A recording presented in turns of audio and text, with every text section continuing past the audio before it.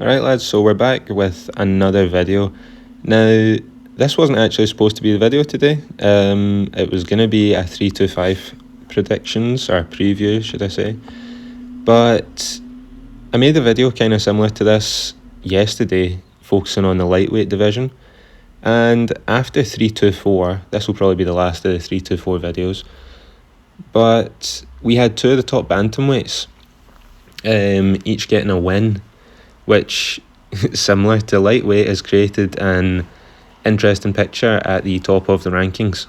Now, just going back to 2025, at the end of the year, 323, Petr Yan, in my opinion, 50-45 MERAB, right? Done what nobody thought could be done.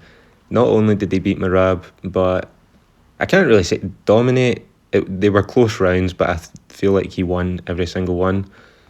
But now we have three top contenders that are all eligible really for a title fight. So I'm going to run through what I think the UFC will do, and then what I want to see from this top four mix that I've got on the screen right now. Make sure to leave in the comments what you think you would want to see. But I'm going to start here with the number 3 ranked Sean O'Malley. Now, we cast our minds back to 2024, that's when the Sphere was, by the way, and MERAB beat Sean O'Malley for the title. We then had a rematch, and MERAB just dominated O'Malley, subbed him with a choke, and until this last Saturday, that was the last we'd seen of O'Malley. But he made his return to the cage. He beat Song Yadong, who is currently ranked at number 5.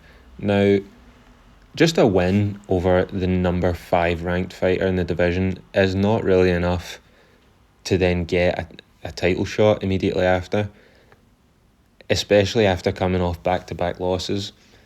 But we cast our minds further back to 2022 and that controversial fight where Sean O'Malley actually beat Petr Yan by split decision. I can see the UFC giving O'Malley this title fight in a 5-round fight versus Petr Yan, and I think Petr Yan would be very, very happy with that. Because this whole period here in 2022 for Petr Yan is something he would very much like to forget. The whole chain of events basically kicked off when he kneed Aljamain Sterling while he was down. He came back, he beat Sandhagen, he then lost the rematch to Sterling. He then lost that match to O'Malley. He then got dominated by MERAB. I think this period of time really eats away at Petr Yan, and I think he wants some revenge. And I think he would happily take Sean O'Malley for his first title defence in a 5-round fight. I think both guys would be confident that they could win. And I think this is something that the UFC really want.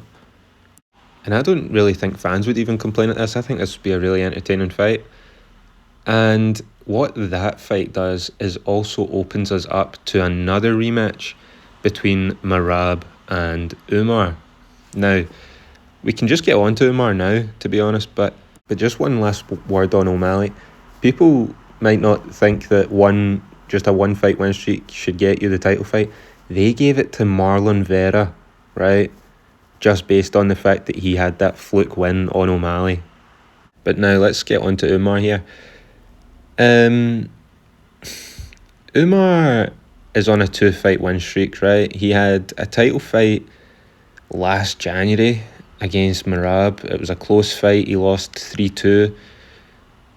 I mean, not really a controversial decision, but a close fight. Prior to that title fight against Umar, he was on a 6-fight win streak in UFC. And since his loss, he has beat Mario Batista, and he just beat Davison Figueiredo on Saturday. Now, again, 2-fight win streak. Should he get a title fight? He has beaten sort of, I say, top-level competition, right? Davison Figueiredo is ranked number 6, Mario Batista number 9. But what this would be for Umar and Petr Yan would be a fresh matchup, which I personally would be interested in seeing.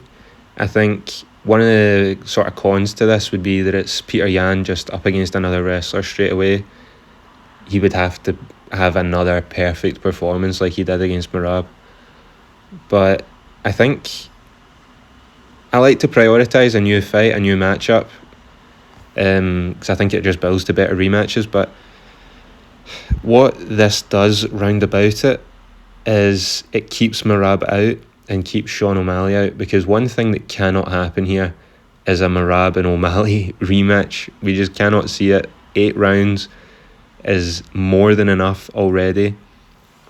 And you look at the rest of the rankings, like, he already beat Sandhagen, and like Song Yadong would just be coming off a loss to Sean O'Malley. Can he really then just go straight in there again against the former champion who could be inclined to get a rematch here? I don't think that really makes sense as a matchup.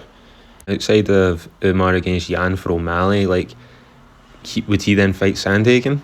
Like, I don't think that does too much for O'Malley, because MERAB already beat Sandhagen. Umar has beat Sandhagen. So if Sandhagen then beats O'Malley and moves up in the rankings, just trades places with him, he's already lost to the 2 people above him. So you would just then be waiting on a title fight, which could be against a guy that's just already beaten him recently. So, and I know that Petr Yan beat Sandhagen too, but that was like a few years ago. So, I mean, you could maybe get a rematch out of that, but that's then also now dependent on Yan beating his next contender and then Sandhagen beating O'Malley. It's a lot of the stars have to align for that fight to even happen right now. So, I mean, I know we've went round the elbow to get to the wrist here, but Umar versus Yan in and of itself, to me personally, I would like to see the matchup. Some people might not, right? But I think it could be good. But what it does for the rest of the division is actually quite harmful. So I don't think that we can really make that matchup. So we've looked at the possibility of O'Malley versus Yan in a rematch between MERAB versus Umar.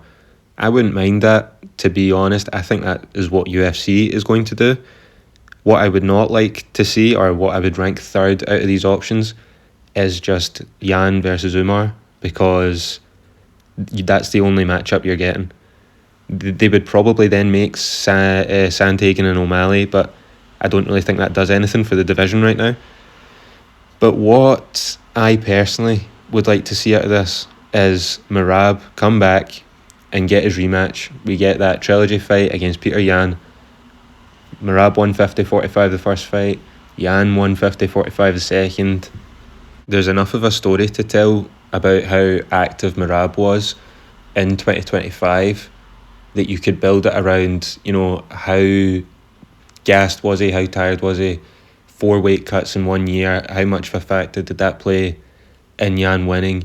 I think you can really build something in this trilogy fight.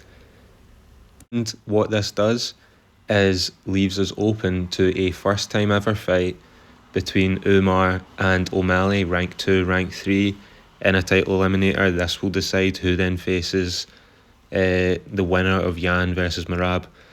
Now, we could be living in a warped timeline where MERAB wins and O'Malley wins, and we're forced to sit through that trilogy again that nobody really wants to see, I don't think. But if Umar then beat O'Malley, then I think we can talk about Sandhagen O'Malley and that type of fight. But I do think when we have this kind of top 4 mix, all 4 guys should fight each other, because I think this is probably the most exciting bantamweight has been in a minute, and I didn't think I would be saying that this time last year with MERAB as champion, and he was just running through everybody and dominating them. But we've actually got a nice top mix here. We have some nice, we have O'Malley versus Umar, which would be a nice first time ever fight, and we also have rematches that people would want to see. MERAB and Yan, even though both fights were 50-45, they were to the other guy, so people would want to see who wins that third and final fight. And even Umar MERAB, I think people would want to see. There's a particularly dedicated fan base that would want to see it. But I actually thought that first fight, given what the expectations were and what it turned out to be, was quite an entertaining matchup. So I wouldn't mind seeing it again. I think UFC will give Sean O'Malley this rematch against Yan, and I think they'll book the rematch between MERAB and Umar. I personally would like to see the rematch between MERAB and Yan first. I think when MERAB was that dominant of a champion, I think he has earned an immediate rematch, and we get to see O'Malley versus Umar for the first time. This way everybody in that top mix gets to stay active, because I know that that's what MERAB wants. Umar came out and said he wants to be active. We'll see what that actually means. But this way I think everybody gets what they want. And just a quick aside here towards the end. People up to 3, 2, 4 were talking about how Paddy Pimblett get boosted up the rankings here, just silently. Seeing doing my research for this video, Petr Yan was ranked number 1 when he fought ranked number 11 Sean O'Malley. I had completely forgot about that, but that is just ridiculous. And people were saying at the time here, this is quite a jump for O'Malley, but I've completely forgot he was only ranked number 11 when he fought Petr Yan. For anybody wondering, right, adjusting for today's inflation, that would be Peyton Talbot getting a fight against MERAB right now, right? It's fucking ridiculous.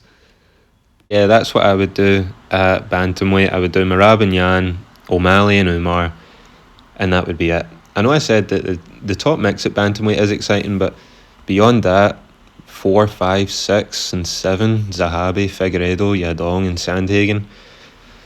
Man, even after that, Chito Vera, fuck.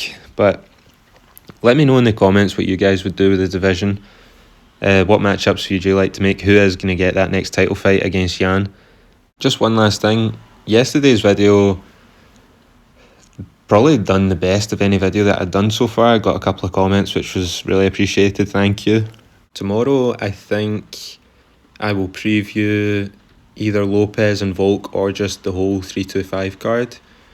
I have some other videos planned about White House. There's a certain fighter who does not have an opponent yet, although there are a few names being floated. I've got a couple of legacy videos to go over, and I have retro reviews still to go up for UFC 5, Return of the Beast. I haven't forgotten about it. It's just the current stuff kind of has to take precedent right now. But thank you very much for watching the video. Please remember, like, subscribe, even comment, by the way, as well. That was nice the other day. So thank you. I'll see you all next time.